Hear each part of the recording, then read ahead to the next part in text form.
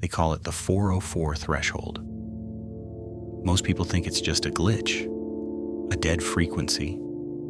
But in this city, there's a rule. If your TV turns itself on at 3:03 a.m., don't look at the screen. And whatever you do, don't try to change the channel. I used to laugh at those threads on 4chan. I thought people just had overactive imaginations. But now I'm the one warning you. My life was a loop. Work, eat, sleep. I'm a freelance editor, so I spend most of my nights in the dark anyway.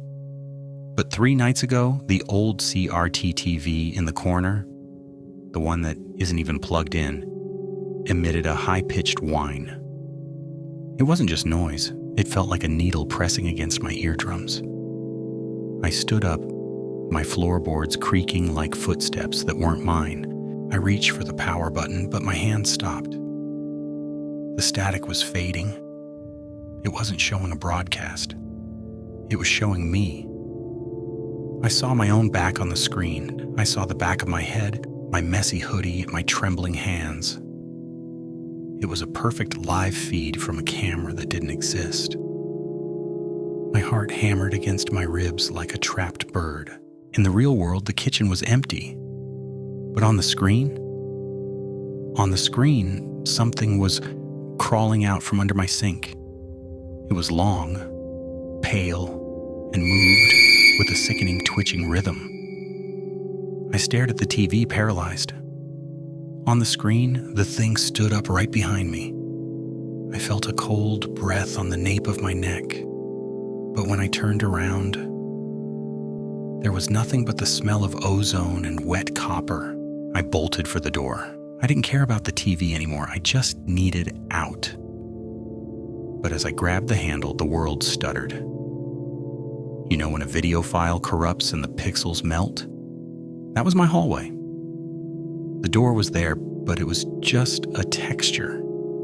A flat image I couldn't touch. The TV's whine grew louder, turning into a distorted scream that sounded exactly like my own voice. I locked myself in the bathroom, splashing cold water on my face. "It's a hallucination," I whispered. "You're overworked." I looked up at the mirror. My reflection didn't look up with me. It stayed hunched over the sink.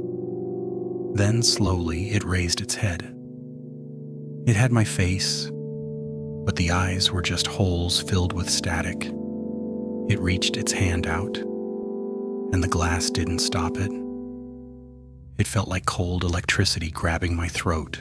I was being pulled back, not by hands, but by some invisible magnetic force. The TV was hungry. I clawed at the carpet, leaving marks, but I was sliding toward that glowing glass box. The creature, the other me, was already halfway inside, beckoning. I realized then, Channel 404 doesn't show the future. It's a vacancy. And I was the new tenant. If you're watching this, you're probably curious. You're probably wondering if it's real. Do me a favor? Look at the reflection on your own screen right now. See that shadow behind you? That's not a glitch. That's me. And I'm tired of being in here alone. See you at 3:03.